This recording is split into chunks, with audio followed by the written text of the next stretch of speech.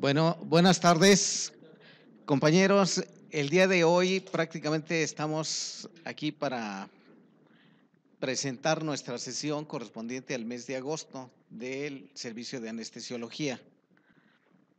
El día de hoy tenemos al doctor Ernesto Terán Martínez, que es anestesiólogo cardiovascular, que nos va a hablar precisamente del monitoreo transoperatorio con ultrasonido y con ecocardiografía. Y también la doctora Borunda, que es también nuestra invitada, que también tiene amplia experiencia manejando este monitoreo con ultrasonido.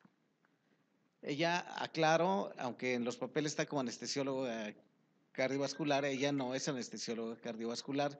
Sin embargo, es ¿cómo se llama? Ya casi es es una gente muy bien, ya la conocemos todos, es una gente de muy alto nivel en el mundo de la anestesia y de nuestro mundo. Entonces, pues prácticamente es una experta en esto. Entonces, le dejo el micrófono para que presente al doctor. Muchas gracias al doctor por la presentación, pero no es para tanto.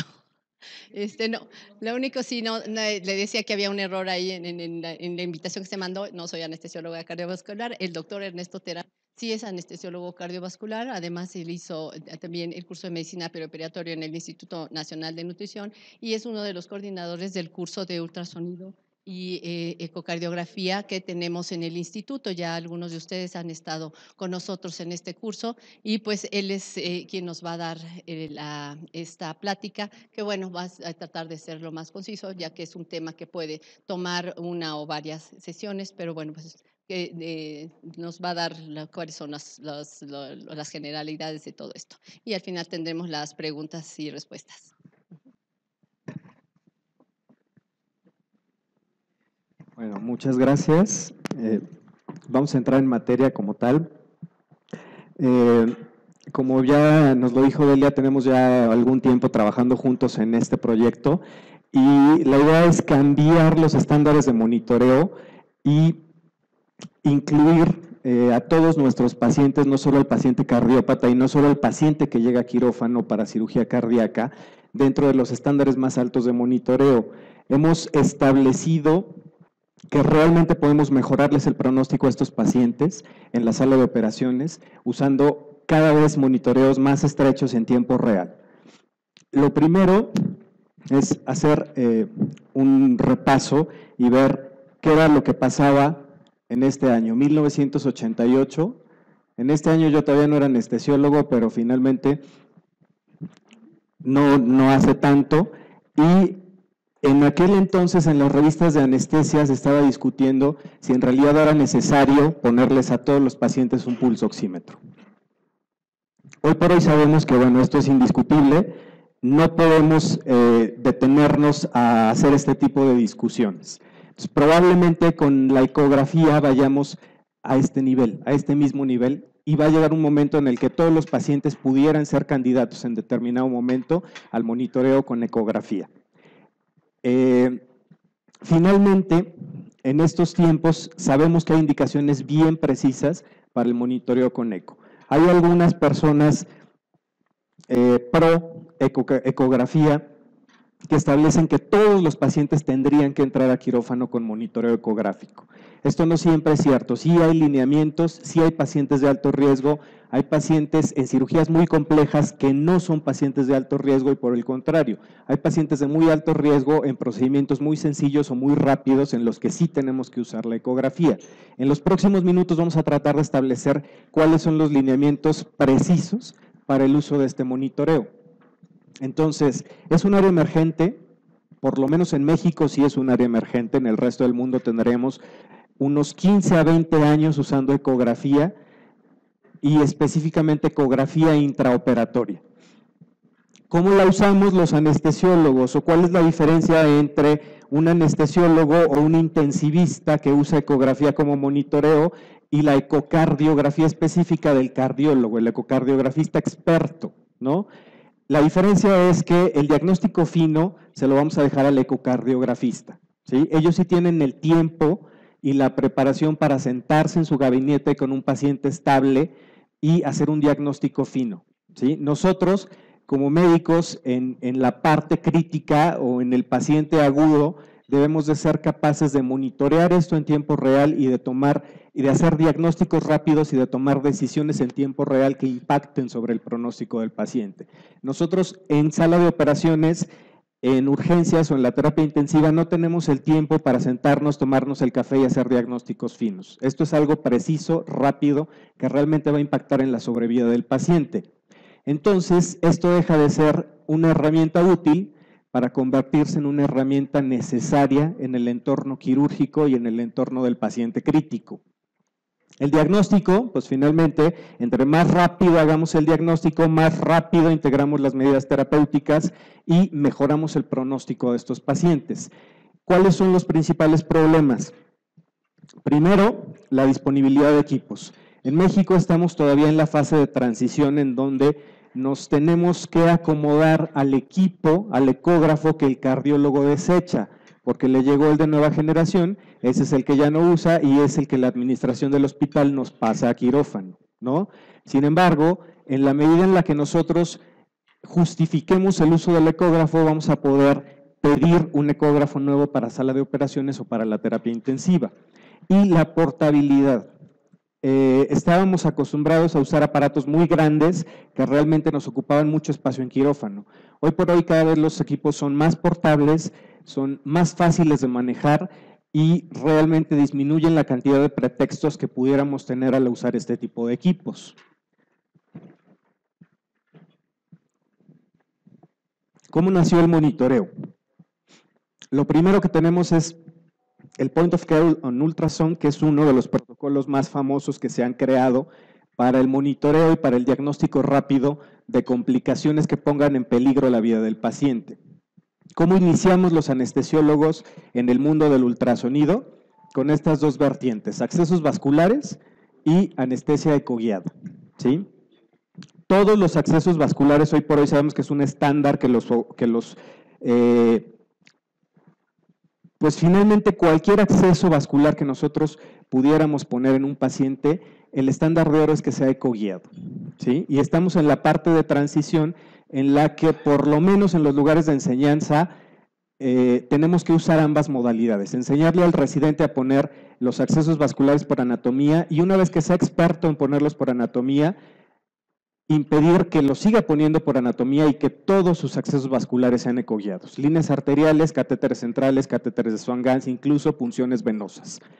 Y la anestesia ecoguiada, esto sí es exclusivo del anestesiólogo, todos aquellos bloqueos periféricos, bloqueos de plexo, incluso bloqueos directos al neuroeje se hacen con ultrasonido, ¿no? Y esto va cambiando, vamos mejorando cada vez más, vamos teniendo índices de fallo más bajos y vamos familiarizándonos con el equipo cada vez con más facilidad. Este es un protocolo que todos ustedes conocen, es un protocolo que tiene ya mucho tiempo y que en la sala de urgencias, que en pacientes con trauma, muchos de los pacientes que llegan a quirófano, este protocolo es realmente importante, ¿no? Y es un protocolo que se empezó a usar en pacientes de trauma y en base a eso surgieron otros protocolos como el FATE, que es un protocolo de eco transtorácico, donde tenemos 4 vistas básicas y en esas 4 vistas básicas nosotros podemos hacer una serie de diagnósticos importantes que realmente el manejo de estas complicaciones va a impactar en el pronóstico del paciente.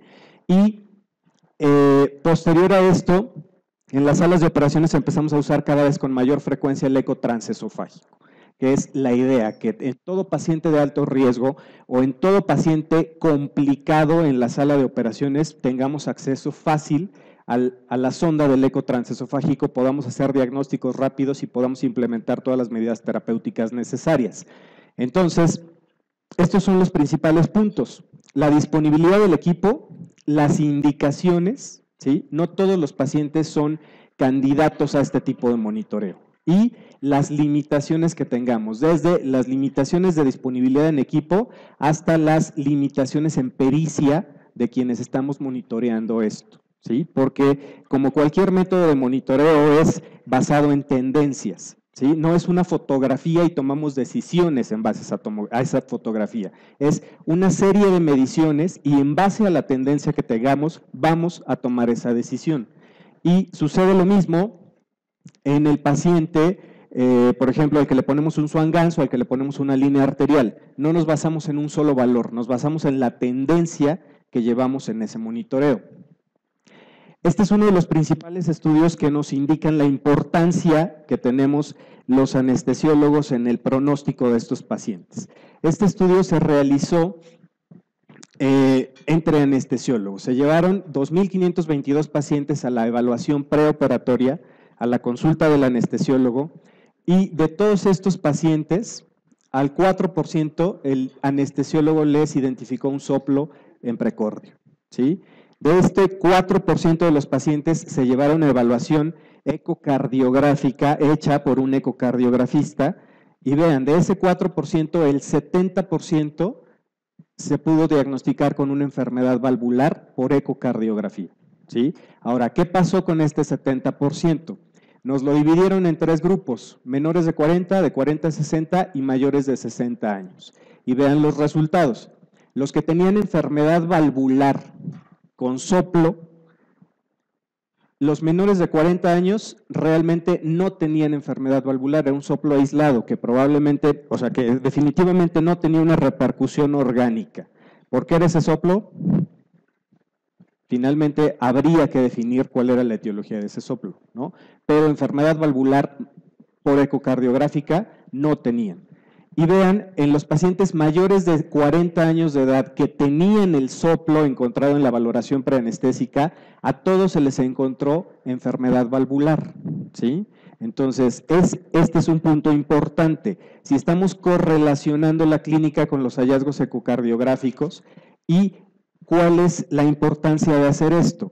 Que la enfermedad valvular es un factor de riesgo independiente, perfectamente identificado en todas las guías de medicina cardiovascular como un factor de riesgo independiente tanto para morbilidad y mortalidad perioperatorias, ¿no?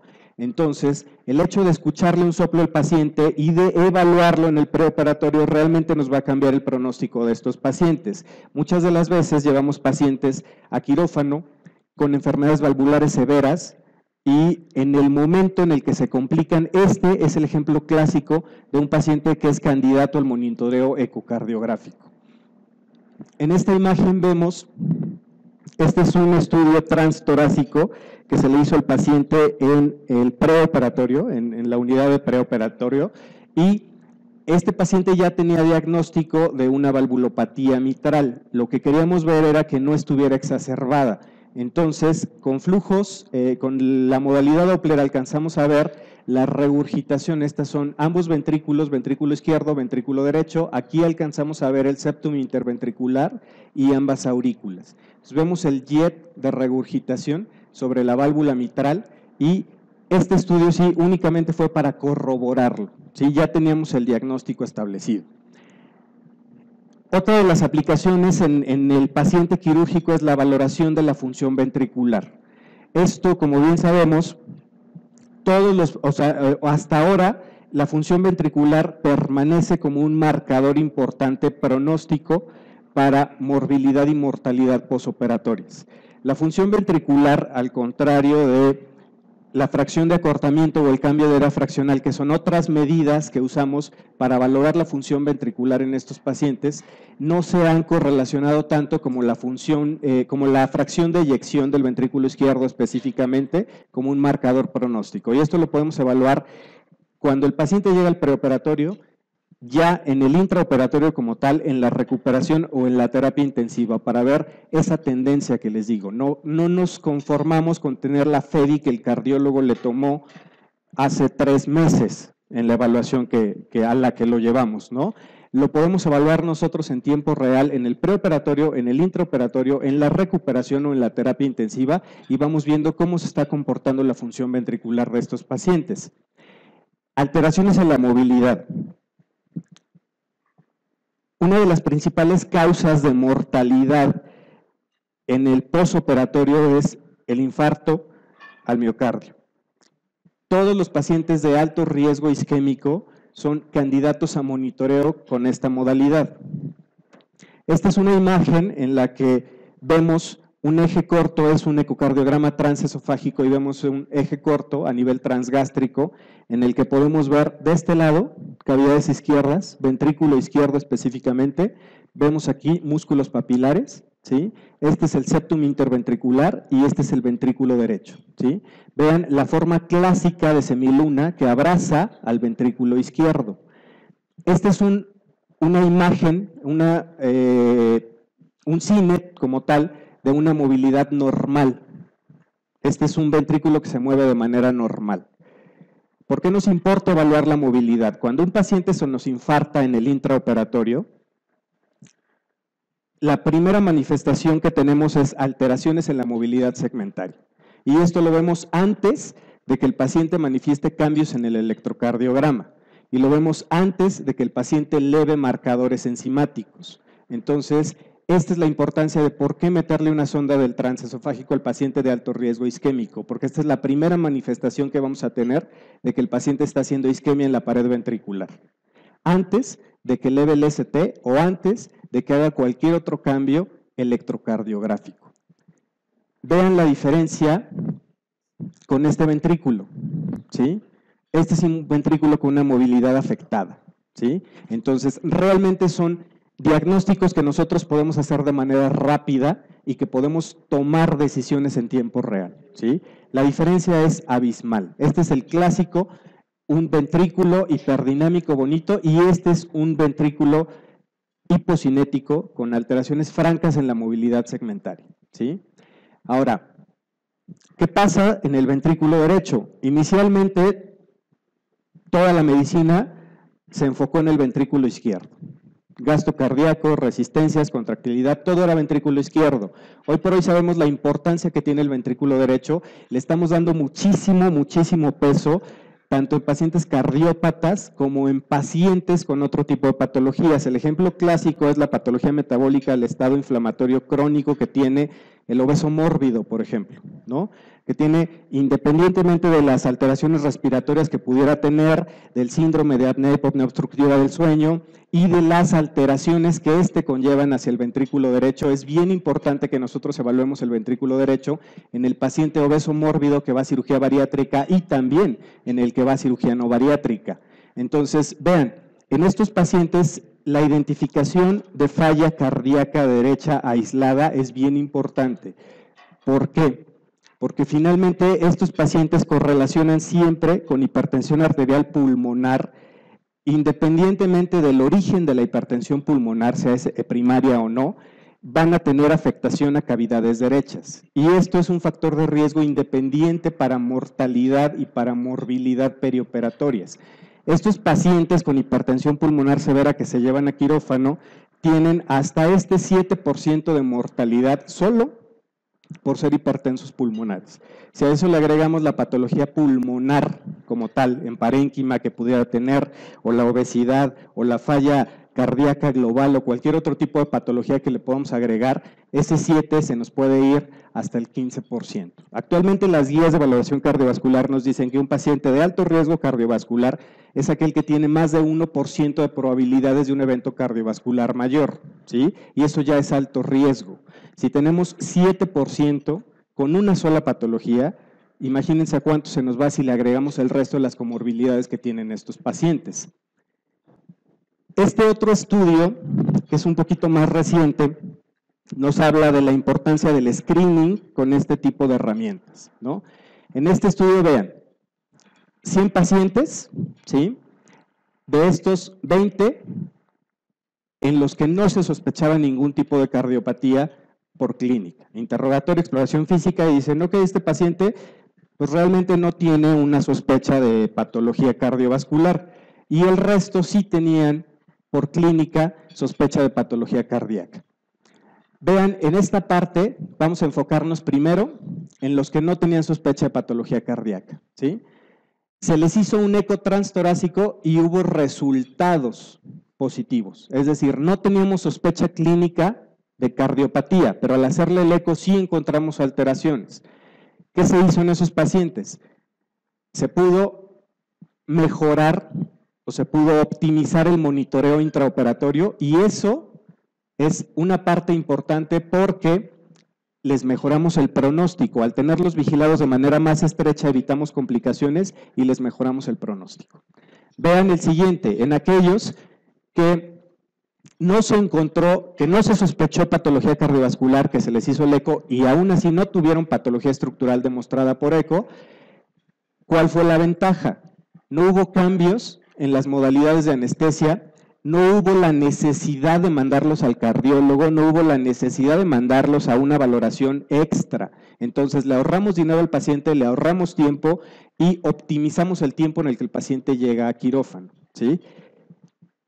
Y vean, en este 80% de estos pacientes, en aquellos en los que se encontró cardiopatía significativa, sí se pudo mejorar el pronóstico con varias estrategias. Primera, si ya tenemos diagnosticada la cardiopatía por eco, si es susceptible de que el cardiólogo la optimice, se lo mandamos al cardiólogo.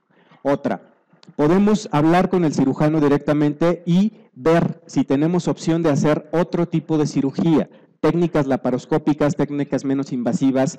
La tendencia es obviamente a invadir cada vez menos a estos pacientes, ¿no?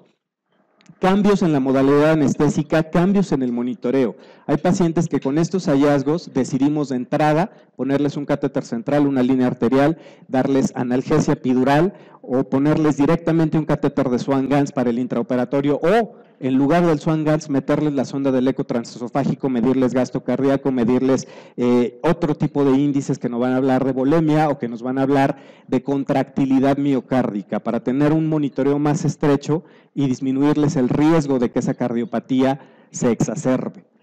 Ahora, esa es en aquellos pacientes en los que encontramos patología cardiovascular seria. En los que no encontramos patología cardiovascular, todo se nos hace más sencillo. Entonces, ¿qué pasa?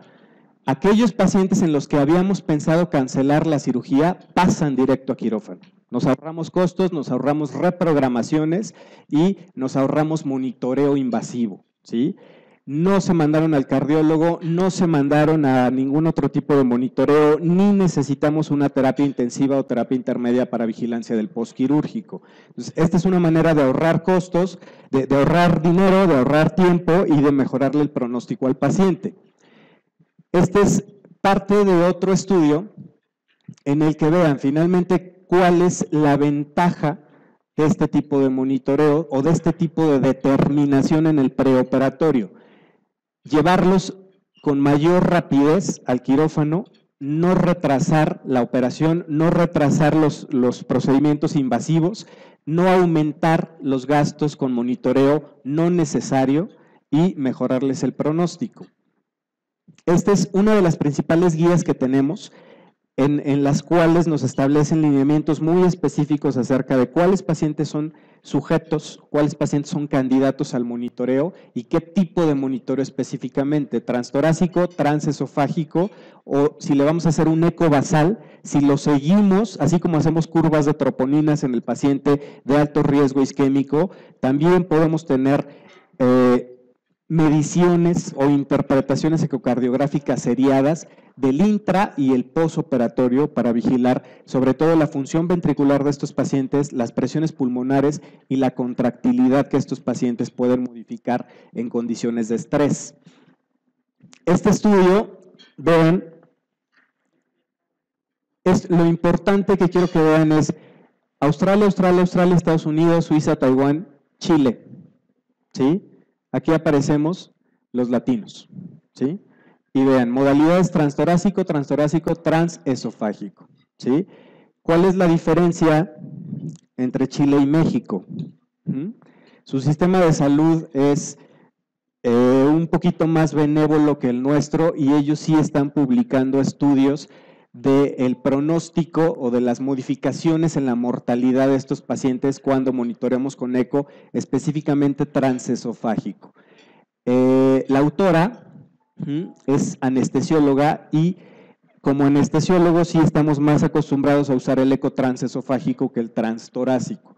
Los intensivistas, sobre todo los anestesiólogos intensivistas, tienen menos opción para el transesofágico, entonces ellos sí se hacen un poquito más expertos en el transtorácico. Lo ideal es que uno empiece a manejar el eco transtorácico y una vez que saben manejar bien el transtorácico, nos pasamos a sala de operaciones con el transesofágico, ¿sí? didácticamente es la forma más apropiada de aprender ecografía. ¿Y qué encontraron en estos estudios? Vean, son los principales diagnósticos que nosotros podemos hacer con el monitoreo con eco. Y vean, principalmente hipovolemia, ¿sí? Entonces, aquí viene la pregunta, ¿sí? ¿Me estás diciendo que para diagnosticar la hipovolemia a un paciente le tengo que hacer un eco? No me bastaría con medirle una presión arterial, con ver frecuencia cardíaca, con ver gasto urinario, a lo mejor PVC, que nos seguimos peleando por si sirve o no sirve, o medirle una variabilidad de presión de pulso para ver si responde o no a líquidos. Tenemos en ese caso, como en los casos de intubación difíciles, un índice de predicción, ¿no? Entonces, todo lo demás nos ayuda a redondear un diagnóstico. Pero la manera más rápida y una manera de medir el grado de hipovolemia en tiempo real es haciéndolo por eco, ¿sí? ¿Necesitamos forzosamente un eco para decir que el paciente está hipovolémico? No, lo sabemos que no, ¿sí? Pero es una manera más rápida y más precisa de realmente evidenciar que el paciente está hipovolémico, ¿sí? Y eso es la parte más sencilla, ¿sí? Ahora vean otro tipo de diagnósticos: fracción de eyección disminuida, falla cardíaca en ventrículo derecho, alteraciones de la movilidad segmentaria, embolismo pulmonar, ¿sí? Sobre todo estas últimas tres son problemas que sí nos pueden complicar mucho al paciente y que pueden hacer que incluso el paciente no salga de sala de operaciones. Entonces, en la medida en la que nosotros lo diagnostiquemos y el tiempo que nos tome diagnosticar esto, es el tiempo en el que nosotros podemos iniciar las estrategias de manejo para limitar la respuesta fisiopatológica de este paciente y llevarlo más estable la terapia intensiva para que continúe en el manejo. Este es una imagen, si ustedes recuerdan la primera imagen que les pasé de un ventrículo izquierdo, este también es un ventrículo izquierdo, también en un eje corto en el transgástrico con un eco transesofágico. Vean las alteraciones de la movilidad que tenemos. Estos son los músculos papilares, ¿sí? Este fenómeno que vemos aquí, que lo conocemos como fenómeno de humo o como autocontraste, nos habla de un flujo lento. Ese ventrículo se está moviendo muy poco y los músculos papilares están casi juntos. Este es un signo clásico que nos enseñan a ver, que es uno de los clásicos de hipovolemia, ¿sí? El famoso beso de los papilares. Los papilares se juntan porque no hay suficiente volumen para que el ventrículo trabaje de manera adecuada. Entonces, entre menos volumen tengamos, los músculos chocan, ¿sí? Ahora, no solo en el paciente cardiópata o no solo en el paciente que va a procedimientos cardíacos como tal o vasculares. En neuroanestesia también usamos el eco cada vez con más frecuencia, ¿sí? Sobre todo, el ejemplo clásico de neuroanestesia es aquel paciente que se va a operar en posición sedente, ¿no? Que sabemos que hasta el 76% de estos pacientes generan embolismo aéreo, ¿sí? De este 76%, ¿cuántos hacen un embolismo aéreo con repercusión clínica significativa? Es muy variable.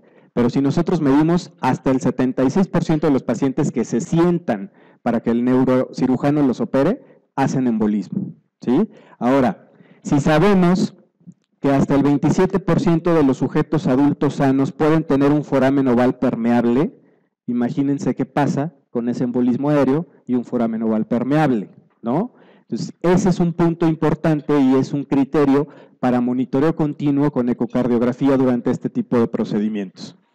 Entonces, se empezaron a hacer estudios y se ha definido hoy por hoy que el eco transesofágico es el monitor más específico para la detección de embolismos aéreos y para la detección de aire, sobre todo en aurícula derecha, ¿no? Entonces, justificamos de esta manera el por qué le metemos una sonda de eco transesofágico a los pacientes que se van a operar en posición sedente.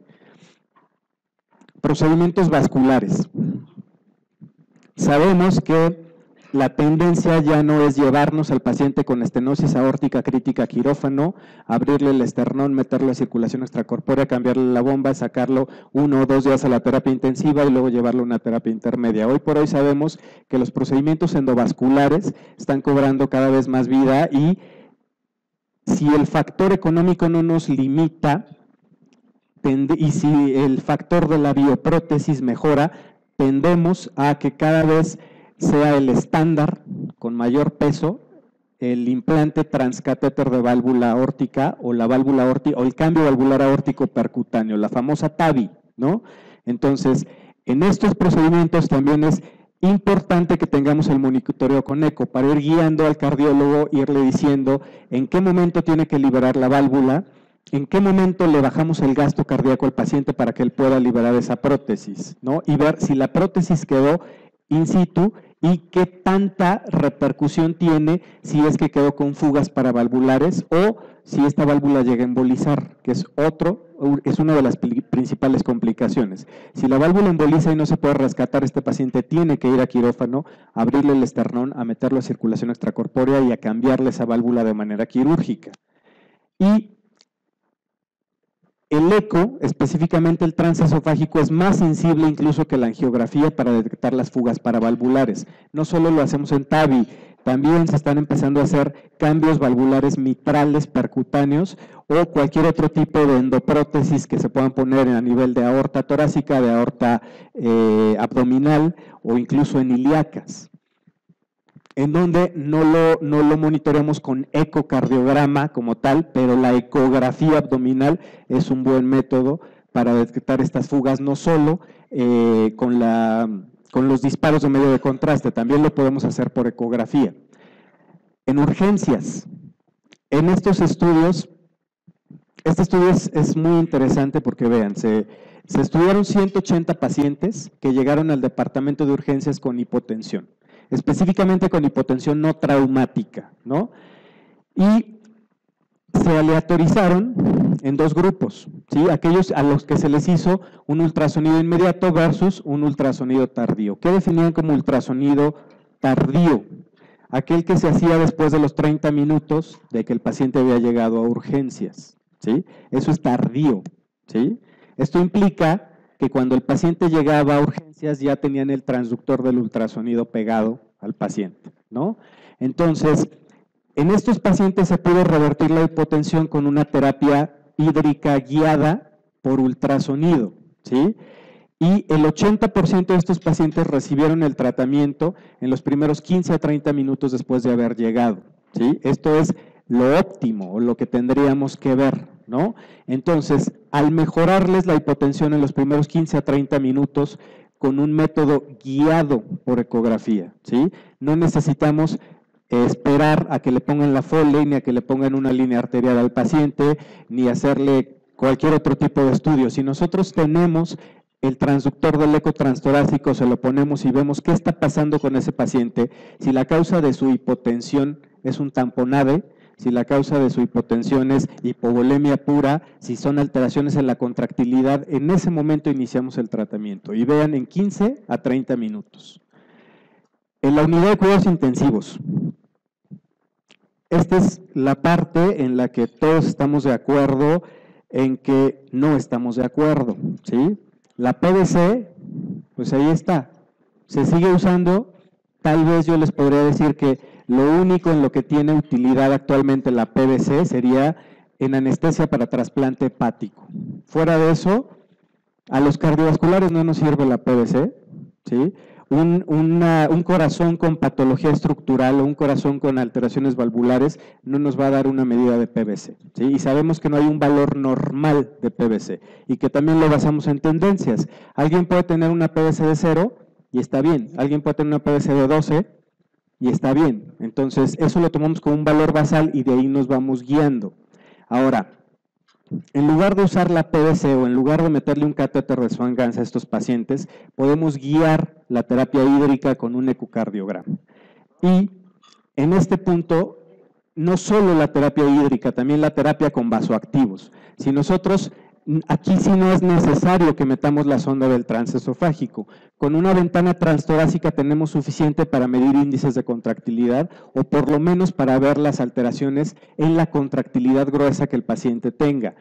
Alteraciones en la movilidad global del corazón o en la movilidad por segmentos. Podemos estudiar segmento por segmento del ventrículo izquierdo para ver cuál es la diferencia. Si la alteración de la movilidad es global, es una causa sistémica. Probablemente el paciente esté hipovolémico o tenga las resistencias muy disminuidas, pero si el movimiento es segmentario, No hay otra opción más que isquemia. Entonces tenemos que identificar cuál es la coronaria responsable de esa alteración en el flujo. Y ver las alteraciones en la contractilidad para decidir si en ese paciente concreto le inicio un vasoactivo, que puede ser un inotrópico, que puede ser un vasopresor, que puede ser un inodilatador o que puede ser incluso un vasodilatador, ¿no? Dependiendo de lo que encontremos nosotros en el eco. La obstrucción dinámica del tracto de salida del ventrículo izquierdo es otra de las causas que podemos diagnosticar en tiempo real. Los pacientes con cardiomiopatías hipertróficas, que por la cuestión que ustedes quieran se taquicardizan, hacen obstrucción del tracto de salida. Esto les llega a bajar tanto el gasto cardíaco que incluso los puede colapsar, ¿no? Y esta es una alteración que nosotros podemos evidenciar por una ventana transtorácica rápida para ver cómo se está moviendo ese septum y para ver qué tanta obstrucción dinámica nos está generando. En ese paciente en ese momento damos tratamiento al paciente, lo betabloqueamos, le disminuimos la frecuencia cardíaca, decidimos cuál fue la causa de esa taquicardia y la tratamos y el paciente no se muere, ¿sí? Complicaciones de infarto agudo del miocardio, perforaciones en septum, ruptura de cuerdas tendinosas, ruptura de músculos papilares, eso lo podemos ver en tiempo real, ¿sí? ¿Y qué pasa si lo vemos? Pues en ese momento lo mandamos a quirófano o lo mandamos a la sala de hemodinamia, dependiendo de lo que el paciente requiera. Falla en ventrículo derecho o la famosa cardiomiopatía por estrés, que sabemos que existe, que es un espectro amplio y que sí tenemos que hacer un diagnóstico diferencial muy preciso. La cardiomiopatía por estrés es un diagnóstico de exclusión, ¿sí? Una vez que nosotros descartamos todas las posibles causas de esa cardiomiopatía, ok, entonces la podemos dejar como una cardiomiopatía por estrés, que muchas de las veces es hasta hipovolemia, ¿no? Entonces, si nosotros no descartamos todas estas causas, no podemos decir que el paciente tenga una cardiomiopatía por estrés, ¿sí?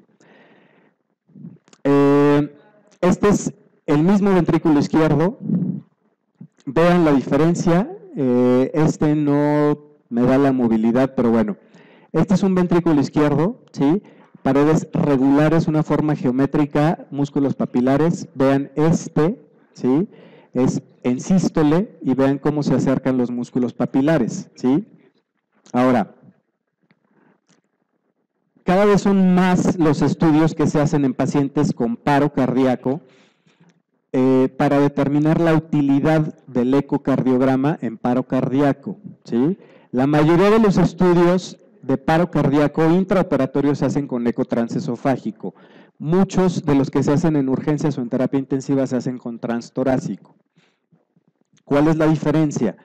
En quirófano tenemos el tórax del paciente cubierto y los anestesiólogos tenemos acceso del cuello hacia arriba, ¿sí? Muchos de estos pacientes son para cirugía torácica o cirugía de abdomen alto. Entonces no es práctico estarlos descubriendo y las ventanas que obtenemos con un tórax o con un abdomen abierto no son las óptimas. El aire nos da mucha interferencia, entonces por eso es que preferimos hacerlo con el transesofágico y porque finalmente los anestesiólogos estamos más habituados al uso de la modalidad transesofágica. Este estudio evaluó 22 pacientes en paro, ¿no? Y de estos, el diagnóstico o la causa del paro se pudo evidenciar con el eco transesofágico en 19 de estos 22 pacientes. De esos 19, en 18 se pudo dar el tratamiento específico, el tratamiento guiado, ¿sí? Se les dan compresiones, se inicia todo el protocolo de soporte cardiovascular avanzado, pero se ataca la causa específica, ¿sí? Esas famosas H's y T's, pues ya no las repasamos una por una y vemos a ver cuál es la más probable. Ya tenemos la evidencia de cuál fue la causa del paro, ¿no? De estos pacientes, 12 fueron llevados a un tratamiento quirúrgico definitivo. ¿Por qué? Porque se les pudo evidenciar con el eco que tenían un tamponade cardíaco, que tenían una ruptura de cuerda tendinosa o que incluso tenían un embolismo en circulación pulmonar, y ese fue el motivo por el cual recibió el tratamiento quirúrgico. Y de estos, 14 pacientes sobrevivieron. Entonces, esta es la causa por qué tanto la ASA, la Asociación Americana de Anestesiólogos, la Sociedad Americana de Anestesiólogos y la Sociedad de Anestesiólogos Cardiovasculares nos dejan al monitoreo con eco en una clase 1, ¿sí? Porque realmente hemos demostrado que de estos 22 pacientes, ¿sí?, en 19 pudimos hacer el diagnóstico tal cual y 14 de estos pacientes sobrevivieron. Esta es una parte muy buena. Ahora, vean, en el paro intraoperatorio, esta es la tabla que nos dice qué se les hizo a estos pacientes, ¿sí? Se llevaron a bypass cardiopulmonar, se llevaron a cirugía de corazón abierto, se les dio soporte inotrópico, se les colocó balón de contrapulsación, se les hizo ya una terapia guiada específica, ¿sí? Ya no tuvimos que sacarlo de quirófano para llevarlo a la sala de angiografía o a la tomografía y de ahí ver que le hicieran otro tipo de diagnóstico y esperar las enzimas y esperar etcétera, para después llevarlo a la terapia, que lo vea el cirujano y que decidan si entra o no entra quirófano. En ese momento, ¿qué es lo que se hace? Se cambia la estrategia quirúrgica y se le da el tratamiento inmediato. Ahora, ¿qué pasa con las obstétricas? ¿Sí? Los ginecólogos nos dicen que dejamos las obstétricas hasta el último, ¿no? Y los anestesiólogos que hacen mucho trabajo con pacientes obstétricas también dicen, es que llego y me toca el quirófano más viejo, con el capnógrafo más feo, no tengo nada para atender a las obstétricas, y si sangra y se hace embolismo de líquido amniótico, pues se mueren, ¿no? Entonces, cuando se nos muere un paciente con una estenosis aórtica crítica, todo el mundo dice, bueno, ya tenía 80, 90 años, pobrecito, ya déjalo, venía cada 2 semanas a consulta, no pasa nada, pobre. Pero cuando se te muere una embarazada en quirófano, todo el mundo es el peor ginecólogo, el peor anestesiólogo, y no se hizo nada por esa paciente, ¿no? Y si tú le dices, bueno, es que la paciente no tuvo control, no vino a la consulta preanestésica, me hablaron cuando la paciente ya estaba en choque, sí, pero ¿cuántos hijos dejó? Entonces, este es un punto importante también en la que la economía de los países se ve beneficiada con este tipo de monitoreo y el pronóstico no solo de la paciente obstétrica, sino de toda la familia. Y vean cuál es la importancia de esto. Este es un cuadro de los cambios cardiovasculares de las pacientes, ¿no? Primero, segundo, tercer trimestre y 6 meses posparto. Vean, desde el volumen eyectado de estas pacientes que se modifica, la frecuencia cardíaca, el volumen sanguíneo, pero vean el gasto cardíaco. ¿Cuánto se eleva el gasto cardíaco de las embarazadas entre el segundo y tercer trimestre? Y esto no regresa en el posparto, ¿sí? En el puerperio inmediato, las pacientes siguen con gastos cardíacos elevados. Si fueron pacientes sanas, adelante, no pasa nada, lo toleran. Pero si es una paciente con una cardiopatía no diagnosticada, es entonces en este periodo donde se pueden descompensar y podemos tener complicaciones serias, incluso mortales para estas pacientes. Que es bien clásico que la paciente, estamos en una época en la que la paciente va a cualquier técnica asistida de fertilización porque pues quiere embarazarse, ¿no? Y la valoración cardiovascular, todo el mundo da por hecho que la que se quiere embarazar es sana, ¿no? Entonces yo he visto embarazadas por fertilización in vitro con estenosis pulmonares severas o con insuficiencias mitrales severas o incluso pacientes con CIAs no corregidas que nos damos cuenta en el segundo trimestre y dices, bueno, ¿por qué se embarazó? Pues es que quería embarazarse, sí, pero nunca le hicimos una evaluación cardiovascular. Y en el punto en el que se nos complican es entre segundo y tercer trimestre, ¿sí? Si la paciente hizo parto pretérmino, entonces esta es una paciente clásica que es susceptible de monitorear con eco transesofágico. Vean, toda la paciente que hace hemorragia obstétrica específicamente, toda la paciente que hace falla cardíaca en el intraoperatorio, la paciente que hace sepsis o la paciente que hace embolismo de líquido amniótico o incluso aquellas pacientes sanas que hacen paro durante el trabajo de parto. Aquí hay que diferenciar bien la paciente sana en trabajo de parto de la paciente que creemos que es sana y que está en trabajo de parto. En alguna ocasión me pasaron una paciente con coartación aórtica para trabajo de parto. Nadie sabía que tenía coartación aórtica. Se le induce el trabajo de parto, me dicen, tiene 4 de dilatación, ya tiene dolor, ¿la puedes bloquear? Sí, adelante. Voy y realmente No es tanto como que un diagnóstico de brocha gorda, pero sí es fácil darse cuenta que una paciente en este estadio está coartada, ¿sí? Entonces, en ese momento interrumpes el trabajo de parto y la paciente va con monitoreo invasivo, con todo el monitoreo invasivo a cesárea, porque hay que sacarle ese niño y controlar los cambios en el gasto cardíaco y los gradientes de presión que tienen entre extremidades superiores e inferiores, porque estas pacientes, la coartación aórtica no es tan problemática como la hipertensión pulmonar en el embarazo. Las hipertensas pulmonares sí se mueren más del 90%. Las estenosis aórticas, las coartaciones aórticas tenemos todavía un margen un poquito más amplio de si les damos el monitoreo adecuado, a las pacientes les mejoramos el pronóstico y les va bien, ¿no? Este es el cuadro de este tipo de estudios en pacientes obstétricas. La paciente obstétrica, lo ideal es que, bueno, la paciente sale y felicidades, que le vaya bien todo, pero cuando no es así, vean a lo que nos podemos enfrentar. Embolismos de líquido amniótico, hemorragia posparto como tal, hipovolemia debido a cualquier tipo de alteración en la coagulación o de falla respiratoria aguda. Las pacientes que hacen CIRA, digo, yo creo que a todos nos ha tocado una embarazada con influenza y realmente se ponen muy mal, muy mal.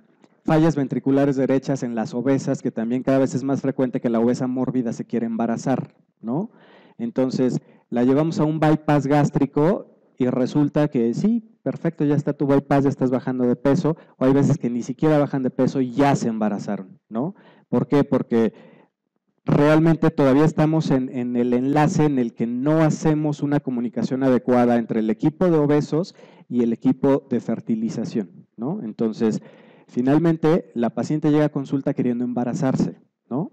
Se le da el embarazo, la paciente llega del otro lado queriendo bajar de peso y se le da el tratamiento, pero si entre nosotros no nos comunicamos, no podemos generar un plan o una estrategia adecuada para esta paciente. Las fallas biventriculares, que pueden ser bien por evidencia de un tromboembolismo, que puede ser venoso, ¿sí? No necesariamente en la obesa mórbida, pero el estado protrombótico per se del embarazo nos puede ocasionar este tipo de alteraciones. La disfunción miocárdica por sepsis y todas las demás alteraciones que tenemos en este tipo de pacientes, que finalmente en el momento en el que la paciente obstétrica se complica, olvídense del peridural. En ese momento nos vamos directo a anestesia general y a todo el monitoreo invasivo, Swan-Ganz o eco transesofágico. Estas imágenes son clásicas y son, estas se las quise pasar para que vean cuáles son las diferencias gruesas y que realmente es cuestión de, así como aprendimos electrocardiografía o así como aprendimos a ver teles de tórax, así lo vamos a hacer con el eco también, ¿sí? Es ver y ver y ver y ver hasta que seamos capaces de interpretar alteraciones gruesas con un vistazo rápido. Este es un eco transtorácico, es un 4 cámaras, vemos ventrículos, válvulas aurículo-ventriculares, aurículas, ¿sí? Paredes ventricular, auricular, y vean este espacio que tenemos aquí. Esto es un derrame pericárdico, ¿sí? La cantidad de líquido pericárdico normal tiene que ser solo la suficiente para que no haya fricción entre ambas hojas del pericardio. Y si nosotros lo alcanzamos a ver por eco, si nosotros por eco vemos un espacio, eso ya es anormal. Hay una acumulación de líquido anormal, ¿sí? Vean esta movilidad y quiero que vean esta movilidad, ¿sí? Independientemente de la frecuencia cardíaca que el paciente pueda tener, vean cuánto disminuye el diámetro de esta cavidad, ¿sí? ¿Qué tanto volumen eyectado podemos generar con ese movimiento? Nada. Este paciente está chocado, clínicamente está chocado, ¿sí? ¿Qué hacemos aquí? Le ponemos un inotrópico, ¿sí? Mejoramos contractilidad en tiempo real, ¿sí? Vean, este otro es un eje corto, esto es ventrículo izquierdo, septum interventricular y alcanzamos a ver muy poco del ventrículo derecho. Esto, vean, tiene que moverse de manera sincrónica, ¿sí? Y vean cómo el movimiento del septum no coincide con el movimiento del resto de la pared ventricular, ¿sí? Vean esta otra imagen. Este es un transtorácico, 4 cámaras, a nivel apical, se pone el transductor del ultrasonido acá, que es la tetilla del paciente, y vemos de ventrículos hacia aurículas, ¿sí? Pero vean que estas son las cavidades izquierdas y estas son las cavidades derechas, ¿no? Hay una dilatación marcada de las cavidades derechas, ¿no? ¿Qué está pasando con ese paciente? No lo sabemos, ¿sí? Si ustedes me dicen, tengo un lactato de 12, ¿qué está pasando? No sé qué está pasando con ese paciente, pero ya sé que ese lactato no es normal, ¿sí? Si ustedes me enseñan esta imagen de eco, les puedo decir, no sé qué tiene el paciente, pero sé que tiene una alteración a nivel de cavidades derechas y le tengo que buscar si es una falla crónica, si es una falla aguda, si me hice un embolismo pulmonar o si su hipertensión pulmonar se me descompensó en el intraoperatorio y está haciendo una claudicación del ventrículo derecho. Y eso lo vemos así en tiempo real. Este es otro de las herramientas más básicas que tienen los intensivistas para ver un aproximado de la hipovolemia que tenga el paciente o de qué tanta respuesta va a tener al reto con líquidos. Este es una toma subcostal, esto es aurícula derecha y esta es la desembocadura de la cava, ¿sí? En un paciente estándar nosotros pudiéramos ver todo el contorno de la cava y ver perfectamente cómo desemboca. Podemos colapsar esa vena cava y dependiendo de qué tanto colapse vamos a poder decidir si ese paciente va a responder de manera adecuada o no al reto con líquidos que le hagamos, ¿no? Es lo mismo que yo les decía hace rato. Es una de las medidas que usamos. Podemos tener índices perfectamente establecidos donde hacemos esta toma y el paciente tiene una línea arterial, a lo mejor le hacemos una variabilidad de presión de pulso, a lo mejor tiene PVC y si al intensivista le gusta, pues le va a medir PVC, vemos el gasto urinario, vemos el lactato, vemos cualquier otra, pero esta es una aproximación rápida de qué tanta respuesta va a tener o no el paciente al reto con líquidos. Esta es una imagen de un paciente del instituto, es un eco transesofágico. El paciente ya está en inducción anestésica, no le han abierto el esternón, pero ya está perfectamente monitorizado y está listo para que el cirujano empiece. Este paciente tenía una fracción de eyección del 20%, lo preacondicionamos 24 horas antes de que llegara al quirófano, le dimos inodilatadores y mejoró su fracción de eyección. Aquí tiene una fracción de eyección entre 35 y 40% aproximadamente, que fue lo que le medimos, ¿no? ¿Qué hicimos? Esta es otra aproximación rápida. Nosotros vemos un paciente con función ventricular alterada, con función ventricular disminuida, y sabemos que si la fracción de eyección es un determinante del pronóstico del paciente, no lo podemos llevar hacia quirófano. Entonces, le mejoramos esa fracción de eyección 24 horas antes para que pueda llegar a quirófano con una mejor reserva miocárdica. Este es otro paciente también del instituto. Este paciente llegó a quirófano para una revascularización coronaria. Este paciente tenía 18% de fracción de eyección, también lo optimizamos, vean, no lo pudimos llevar a una fracción de eyección normal, evidentemente, ni cercana a lo normal, pero mejoró, ¿sí? Y vean, aurículas, esta aurícula está dilatada, este paciente tenía hipertensión pulmonar severa, tenía 90 de sistólica en la pulmonar y los ventrículos, si ustedes lo ven, pues, pudiéramos decir los ventrículos están pequeños, no, realmente las aurículas son las que están dilatadas, ¿no? Este paciente se optimizó, se le dieron 2 días de optimización previo a la esternotomía y se revascularizó sin problemas. Llegando a la terapia intensiva, o antes de llevarlo a la terapia intensiva, mejor dicho, le hicimos la última medición, mejoró toda la contractilidad, teníamos dosis bajas de inotrópicos y la fracción de eyección ya revascularizado estaba en 50%, ¿no? Si nosotros somos muy benevolentes y tomando en cuenta el contexto del paciente trivascular con una fracción de eyección, pues está libre de pecado. Ya 50% de fracción de eyección está listo, ¿no?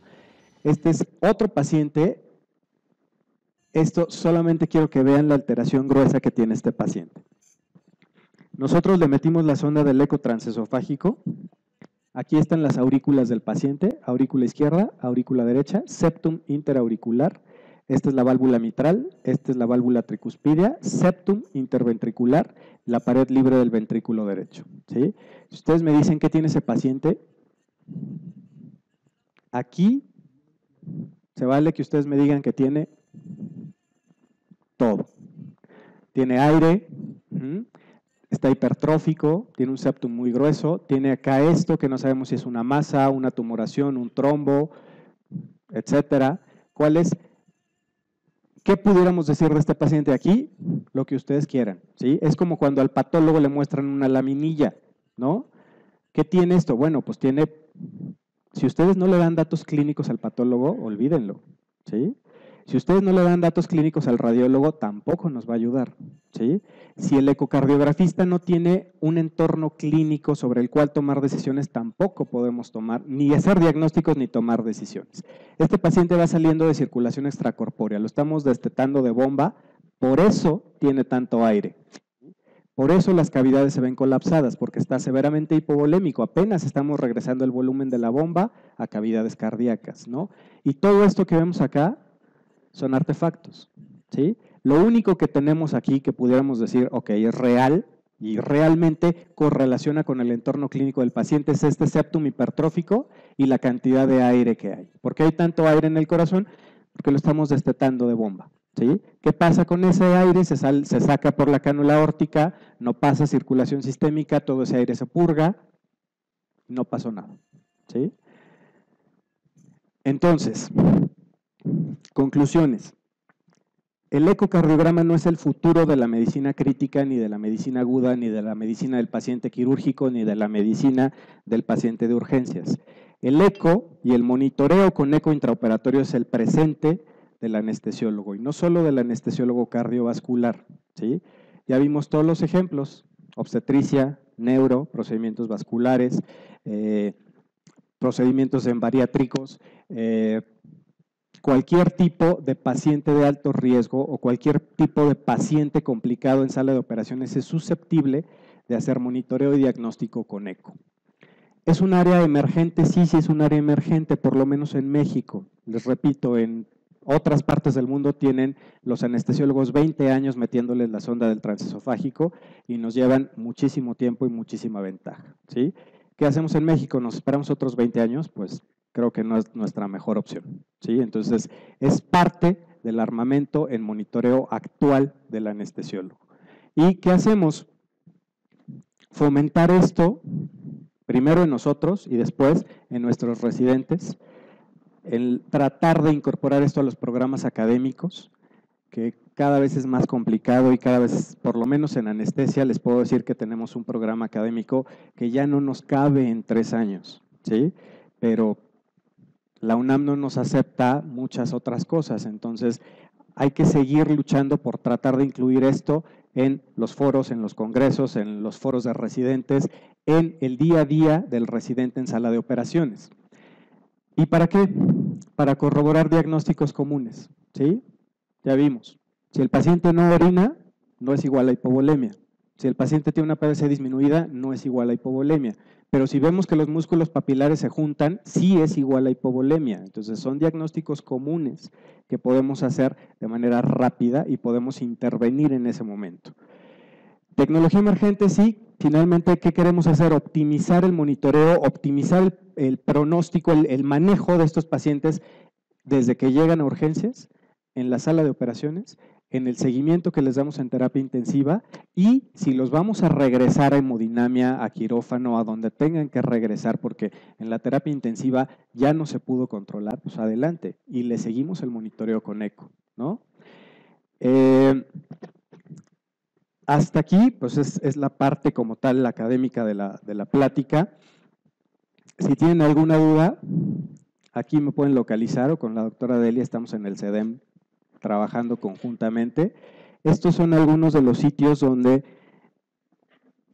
podemos tener acceso fácil, rápido y gratis a simuladores, a textos, a imágenes, a videos, a indicaciones, a protocolos que realmente podemos usar en el día a día, ¿no?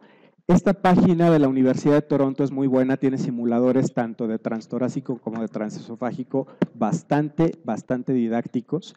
Y este último es el EcoBasics, también tiene protocolos muy fáciles con imágenes muy didácticas.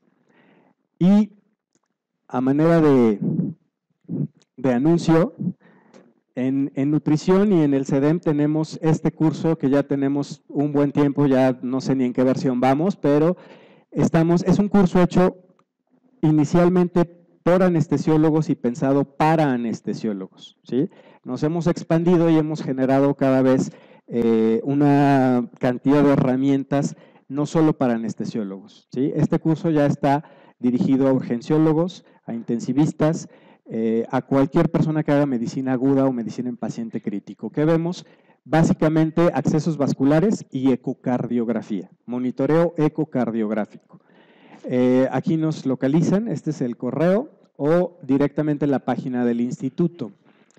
Y estas son las redes sociales donde encuentran el grupo de USECA, que es ultrasonido y ecocardiografía en anestesia, que les digo, inicialmente era pensado para anestesiólogos, pero actualmente ya nos expandimos y manejamos muchos de los índices que se usan en el manejo de estos pacientes en terapia intensiva y en urgencias. No solo en el monitoreo para el paciente para cirugía cardíaca, ¿no? Esta semana tuvimos maratón de aneurismas de aorta, entonces es una herramienta básica y la idea es que los residentes se vayan familiarizando cada vez más con este tipo de modalidades, ¿no? Es gratificante cuando el residente llama y dice, es que se complicó, pero ya le metí la sonda del eco y ya vi que hipovolemia no es, que contractilidad no es, no me queda claro si el ventrículo derecho se mueve bien o no, le hice tales y cuales mediciones y ya me atoré. Hasta ahí y ya no sé qué hacer. Ok, no te preocupes, perfecto. Vamos bien. Entonces llegamos y vemos que no es necesario que sea un anestesiólogo cardiovascular, ¿sí? Esto, así como el ecocardiograma salió de las manos del cardiólogo también, el monitoreo con ecocardiograma, ¿sí? El diagnóstico ecocardiográfico es del cardiólogo, ¿sí? También la idea con esto es que el ecocardiograma en sala de operaciones no se quede en manos del anestesiólogo cardiovascular. Cualquier anestesiólogo puede y debe manejar estas modalidades de monitoreo. Y esa fue la última diapositiva. Muchas gracias. Si tienen dudas, se las agradecemos.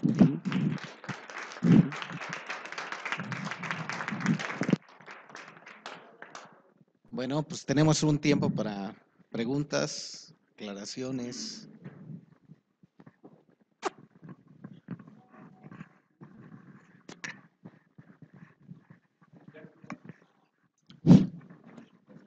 Muchas gracias, doctor Terán. Su plática, como siempre, muy didáctica. Gracias. Muchas gracias. La pregunta es, desde el punto de vista de abordajes vasculares, ¿qué tan rápido, qué tan eficiente es para detectarlo rápidamente? Sí. El estándar de oro, sabemos que hoy por hoy, pues bueno, es el acceso vascular ecoguiado, ¿sí? Todos, o teóricamente todos los accesos yugulares o subclavios que tenemos que insertar tienen que ser ecoguiados. Sin embargo, desde el punto de vista de academia, y hoy me lo reclamaban específicamente una residente que estaba lista con su transductor en la mano, dije, ¿eres R1? Lo pones por clínica. Una vez que domines la técnica por clínica, entonces no te voy a dejar que pongas ninguno por clínica y todos los pones por ultrasonido, ¿sí? ¿Por qué? A lo mejor en 15 o 20 años esto no se vale, ¿no? Pero ahorita yo tengo por lo menos la seguridad de que vaya a donde vaya, hay lugares donde no van a tener un ultrasonido. Y si le amarro las manos y no la dejo aprender a poner los catéteres sin ultrasonido, se va a quedar muy limitada y no va a poder sacar ese paciente adelante, ¿sí?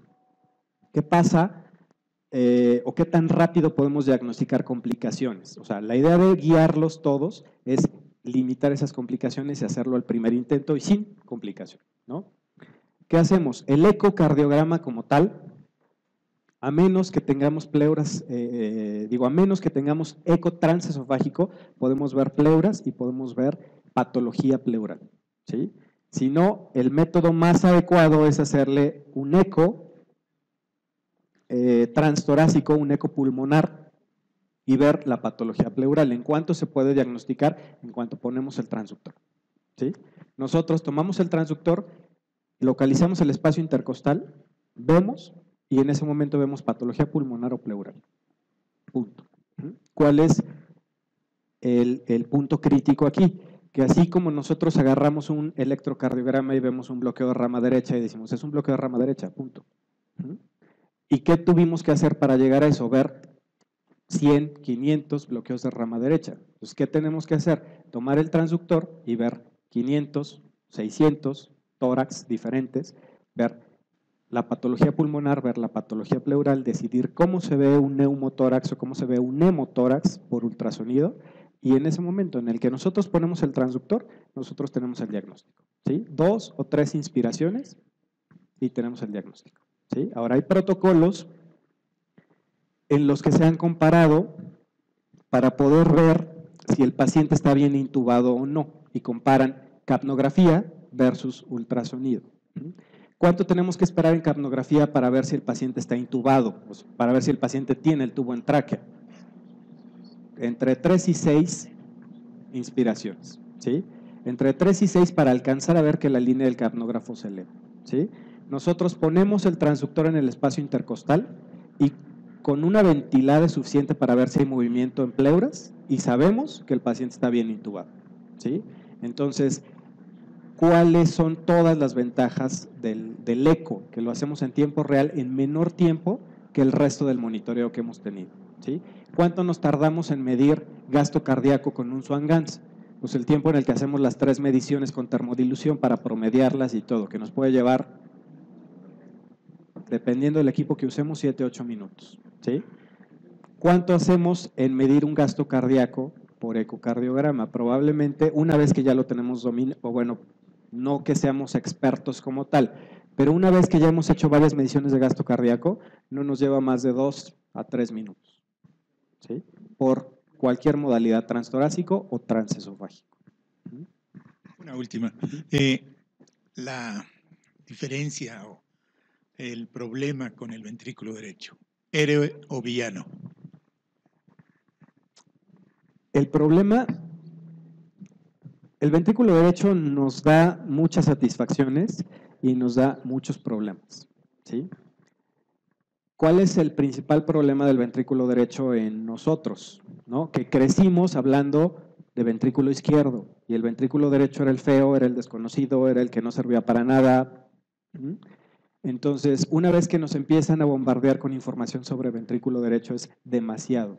Por lo menos en anestesia sabemos que el ventrículo derecho es básico para guiar el manejo con líquidos y para ver qué tanto va a responder la circulación pulmonar en ese paciente, sea o no sea cardiópata, ¿sí? El ventrículo derecho, ¿qué hacemos específicamente? Mediciones específicas de función sistólica del ventrículo derecho, vemos movilidad segmentaria y global del ventrículo derecho, medición de presión sistólica de la arteria pulmonar y la correlación entre ventrículo izquierdo y ventrículo derecho, ¿sí? Entre diámetros, movilidad, contractilidad, porque incluso hay veces que el ventrículo derecho efectivamente se está moviendo, ¿sí? Pero vemos que se mueve porque es el izquierdo el que lo está empujando, ¿sí? Entonces, ¿cómo logramos hacer esos diagnósticos? Después de ver varios ventrículos derechos sanos, ¿no? Y ver que la movilidad es normal. Cuando el ventrículo está fijo y lo único que se mueve es por efecto del ventrículo izquierdo, tenemos que investigar, tomar más mediciones, hacer determinaciones de la función sistólica del ventrículo derecho y decidir qué está pasando. Adelante, doctor. Doc, felicidades por la plática. La verdad fue muy didáctica. Muchas gracias. A lo que iba pues en su plática. Me volvió a llamar la atención que nuevamente el obstétrico lo dejan al último. Nada más quiero hacer unos comentarios. En ninguna sala de labor, en ninguna, contamos más que con un monitor sencillo y ya. Pedimos un ultrasonido, no, pues hay que hablarle a X persona o no es posible tenerlo. Un eco, pues obviamente es imposible, ¿verdad? Y eso depende básicamente de nosotros, anestesiólogos, que trabajamos en esas áreas, de generar la necesidad de tener un equipo un poquito más, no quiero llamarle sofisticado, más actual, pues. Funcional. Más funcional, exactamente. Aunque no todo lo actual se puede aplicar por X motivo, pero bueno, tener un poquito más de tecnología a la mano, más en este tipo de casos, ¿no? Que aquí sería la sugerencia a la Sociedad Médica de Homero Luna y a los coordinadores de anestesia, a Luis García, para tratar de alguna forma presionar para tener este tipo de equipos a la disposición de los anestesiólogos. A lo mejor no sabemos dónde pedirlo o dónde solicitarlo, pero bueno, que tener la disposición de ellos a la mano. Y una cosa que hay que tomar en cuenta los que dedicamos a la obstetricia es que hace 20, 30 años superaban pacientes femeninos de malformaciones congénitas, desde muy sencillas hasta muy complicadas como las tetralogías de Fallot, que actualmente están llegando embarazadas y muy graves, pues por la descompensación del embarazo. Y a veces no estamos preparados para manejar ese tipo de casos. O nos llegan de sorpresa o ya nos avisó el ginecólogo, pero no las operamos en el lugar más adecuado. Voy a poner un ejemplo. Tenemos una tetralogía de Fallot con 7 meses, un poquito menos de 7 meses, que la paciente literal o me muero y tengo mi bebé, o tengo mi bebé y sobrevivo, punto, no había de otra. Se operó afortunadamente, pero no en el lugar adecuado, se operó en la maternidad, donde nadie entendía por qué había que pasarla a un quirófano central donde hubiera más recurso.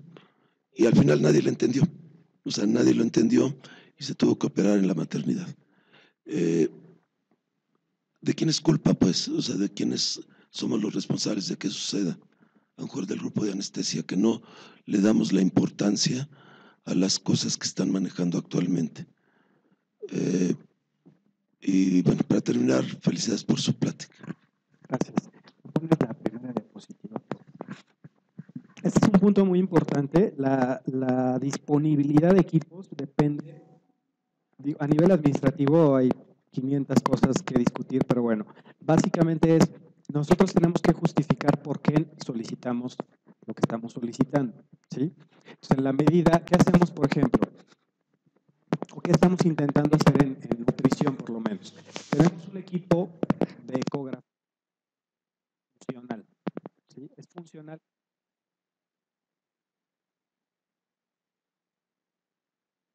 En el que tenemos el software completo. Gracias.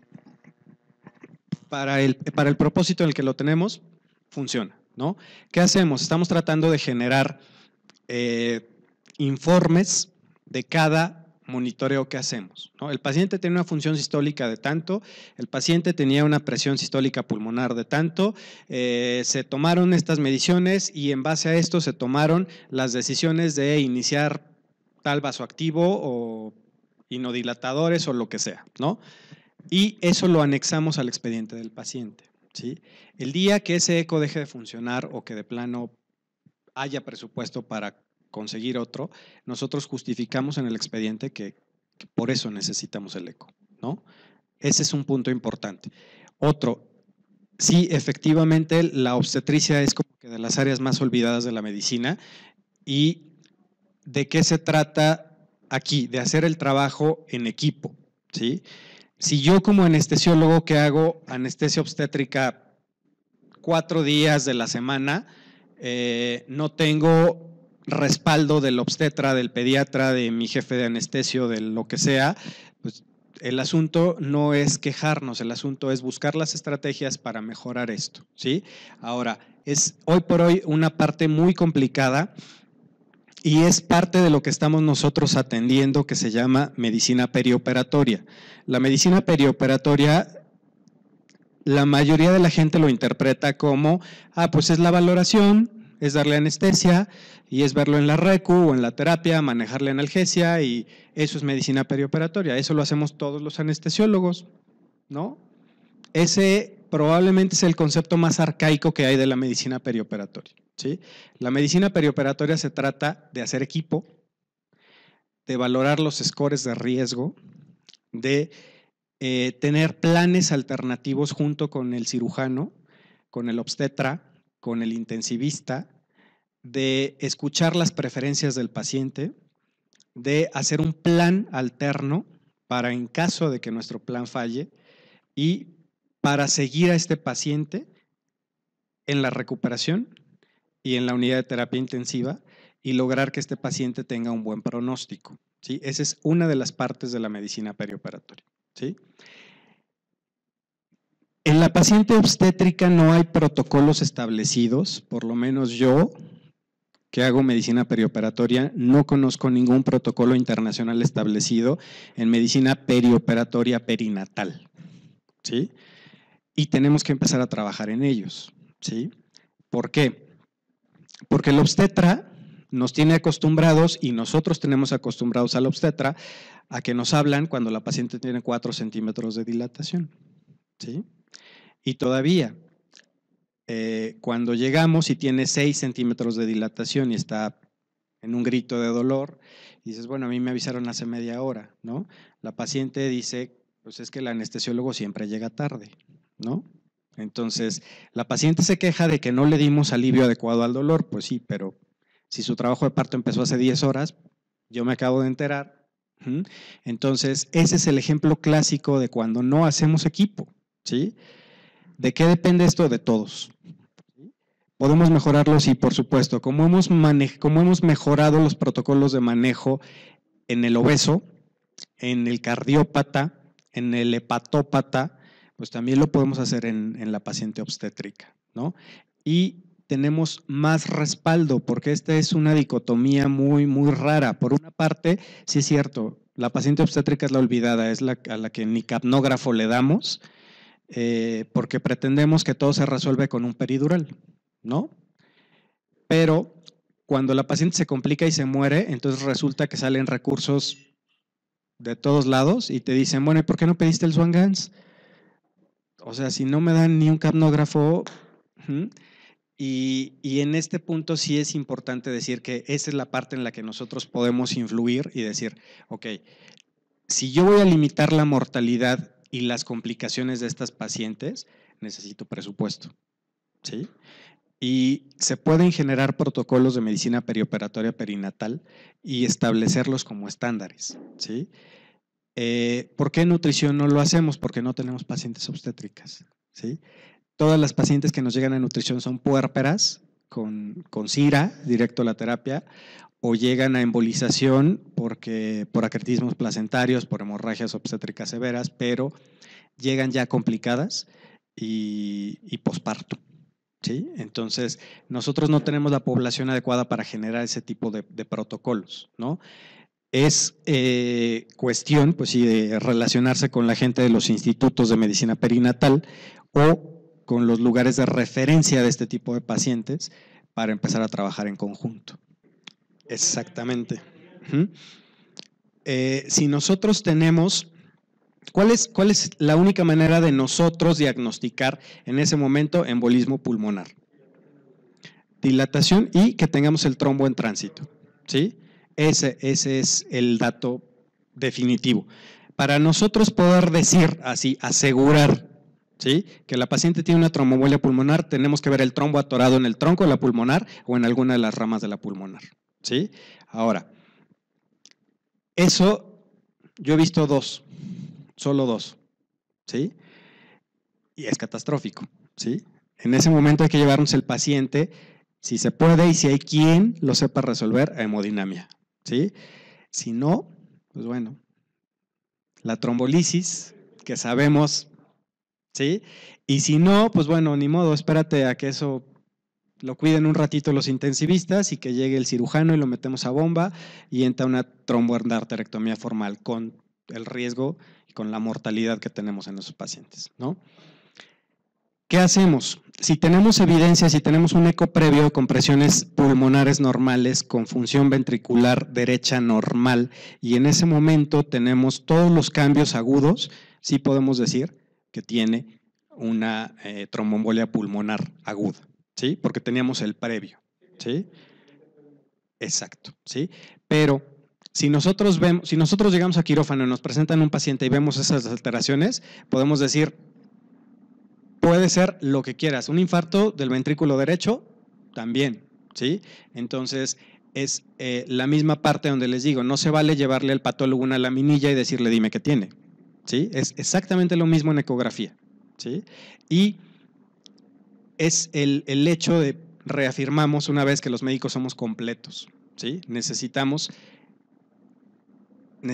todo, ¿sí? Necesitamos ser muy globales y ver el entorno desde un ángulo más amplio, ¿sí?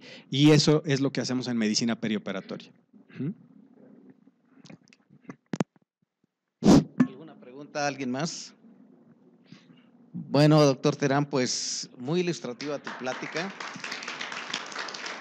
Te agradecemos infinitamente tu tiempo por habernos venido a ilustrar con esto, que esperamos que pronto se difunda y podamos disponer de él en muchos lugares, no solamente aquí, sino que es parte de la evolución de la medicina y de la anestesiología mexicana en todos los lugares de México, ¿no? Y pues ya prácticamente está en el mundo, entonces es algo que ya está. Lo único que tenemos es adecuarnos nosotros a lo que ya hay en el mundo. Entonces te agradezco infinitamente tu tiempo, tus conocimientos y realmente todos tus, ¿cómo se llama? Todas las recomendaciones que nos has dado. Muchas gracias. Gracias. La Sociedad Médica del Hospital te quiere hacer entrega de un presente por que nos has acompañado. Entonces, un pequeño presente. Y también para Delia. Bueno, pues tú eres. La realidad es que la doctora Borunda es quien hace posible todo esto. A los de Laboratorio Sanfer también les agradecemos su cooperación y aquí tienen su reconocimiento. Y gracias por su apoyo.